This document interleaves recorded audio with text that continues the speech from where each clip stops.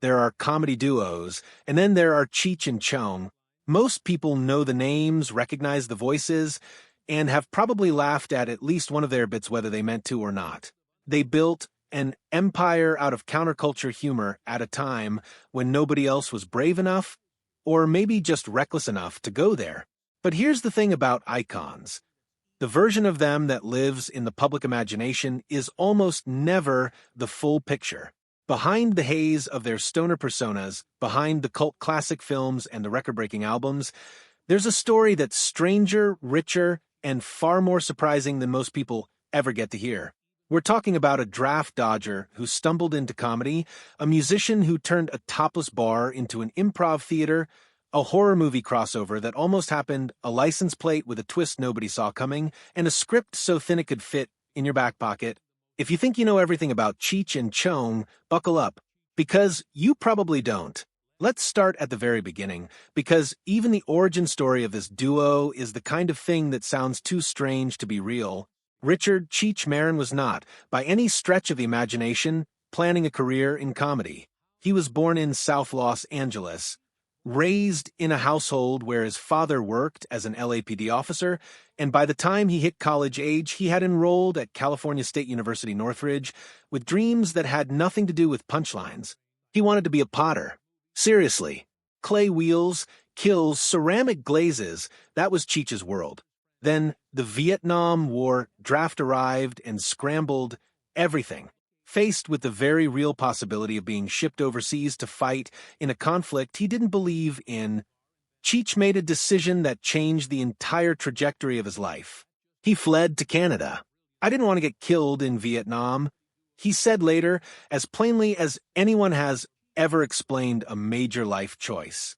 He landed in Vancouver with no clear plan, taking whatever jobs he could find, driving trucks, unloading carpets, while continuing to work on his pottery on the side. He was surviving, not thriving, and comedy was nowhere on the horizon. Tommy Chong, on the other hand, had already lived several lives by the time the two men crossed paths. Born in Edmonton, Alberta, to a Chinese father and a Scottish-Irish mother, Tommy had actually tasted real fame before any of the Cheech and Chong years.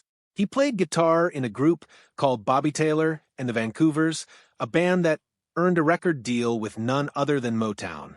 That alone could fill a documentary. But by the early 70s, Tommy had drifted away from music and into an entirely different kind of venture. He was running a club in Vancouver's Chinatown called the Shanghai Junk, and being Tommy Chong, he couldn't just run a normal club. He blended burlesque performance with improv comedy, creating a sketch group called City Works that performed between dance routines. It was an eccentric idea that somehow worked, and it set the stage for everything that followed. One night in 1970, Cheech walked into the Shanghai Junk, not looking for fame, not looking for a creative partner, just looking for a paycheck. Tommy saw something in him, an energy, a timing, a certain quality that's hard to name but impossible to miss, and invited him to join the improv group. What happened next wasn't planned by either of them.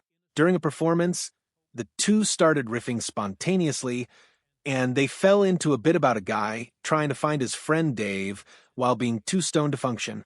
The punchline, "Dave's not here," wasn't scripted. It just happened, and the crowd went absolutely wild. That unplanned moment became their first hit, and it told both of them something important. They weren't just funny on their own. They were electric together. Within months, they left the club behind, took to the road as Cheech and Chong, and started building the legacy that would define them for decades. Here's something their fans rarely want to acknowledge. Cheech and Chong were never actually best friends. That might sting a little, but Cheech Marin himself has said it openly. In his memoir, he described their connection as being more like brothers than friends, not bonded by warmth and mutual admiration, but by shared experience, longevity, and a loyalty forged through years of working in close quarters. And like a lot of brothers, they fought hard. The creative friction between them was real, and it ran deep. While both men received writing credits on their major films throughout the late 70s and early 80s, it was Tommy Chong who occupied the director's chair for the majority of them. For Cheech, this was never just a minor logistical arrangement. He felt it as a power imbalance, as if his contributions were being minimized while Chong accumulated authority. Things became particularly tense around the production of Nice Dreams in 1981, when Cheech felt that Chong had shifted from collaborative partner to something closer to a one-man decision-maker. It stopped feeling like a partnership and started feeling like a hierarchy. The relationship finally reached its breaking point in 1985. Cheech had written a song called Born in East L.A. and wanted Chong to be part of recording it. Chong refused. That refusal was the last straw. Cheech recorded the song without him, turned it into a film, and the whole project turned out to be both a critical and commercial success, which had to sting in its own particular way. After 17 years, the partnership was over. Years later, Chong reflected on the collapse with a candor that was almost disarming.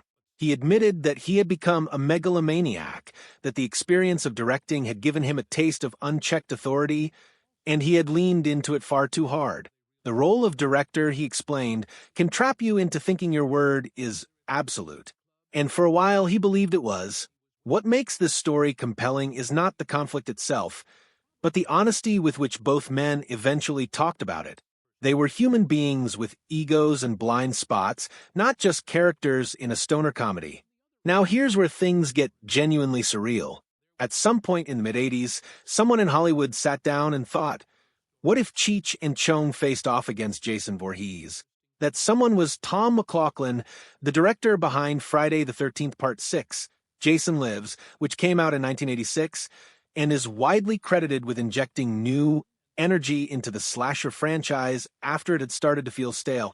Fresh off that success, McLoughlin pitched an idea to producer Frank Mancuso Jr. that was, depending on your perspective, either completely deranged or absolutely inspired.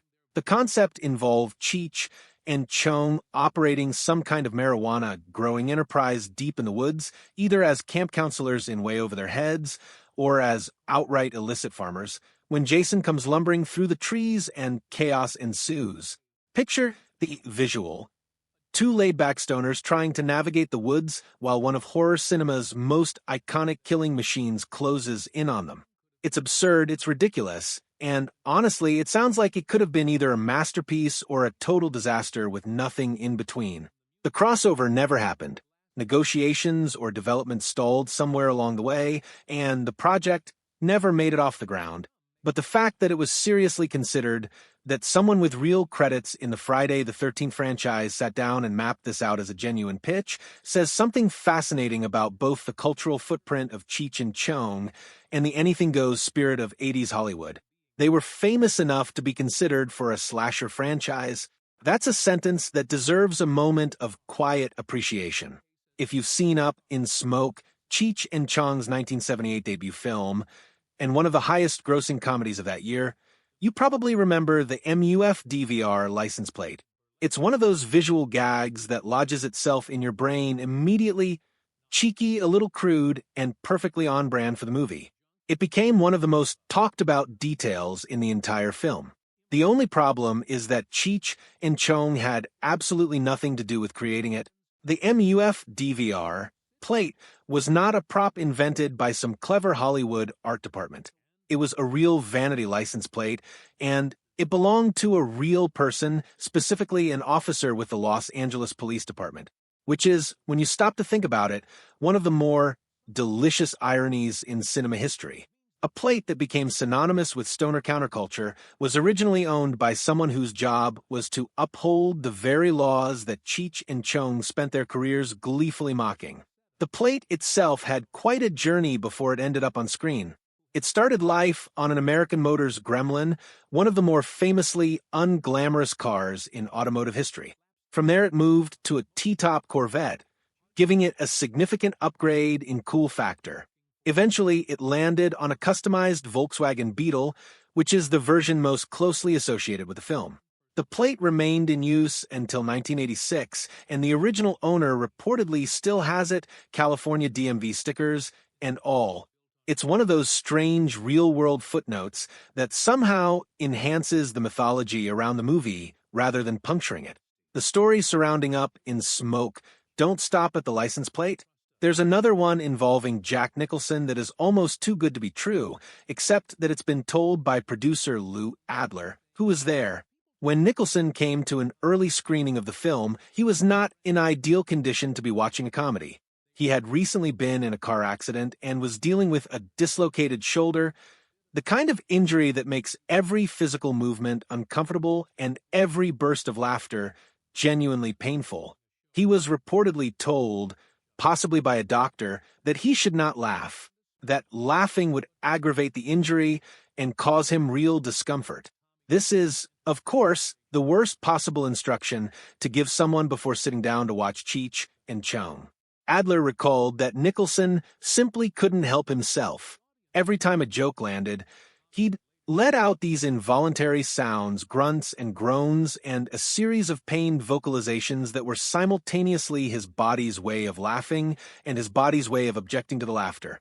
He was in genuine pain and genuinely entertained at the same time. What's quietly remarkable about this story, beyond the obvious absurdity of it, is what those reactions meant to the filmmakers.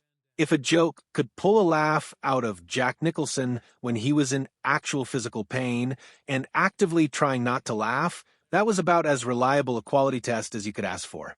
His discomfort became, entirely by accident, one of the most honest pieces of audience feedback the film ever received. There's one more detail attached to the story that rounds it out nicely.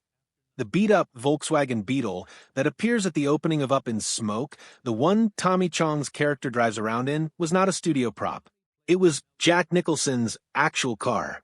So, the same man who laughed through a dislocated shoulder at an early screening also inadvertently contributed his personal vehicle to the film's visual identity. Sometimes the universe just has a sense of humor. And then there's the question of how Cheech and Chong actually made their movies. The answer, at least in one famous case, involves a screenplay that most Hollywood executives would have thrown in the trash without a second glance. For their 1981 film Nice Dreams, the script reportedly clocked in at just 3.5 pages. Not 30, not even 10, 3.5. The concept started as something about two landscapers secretly growing marijuana all over Los Angeles, tending hedges by day, harvesting plants by night. Classic Cheech and Chong territory. But as development went on, the idea evolved into something even more delightfully strange. A story about two guys selling weed out of an ice cream truck with a giant clown face painted on the side. The script didn't spell out much beyond the basic concept and a few visual signposts. Everything else was left open.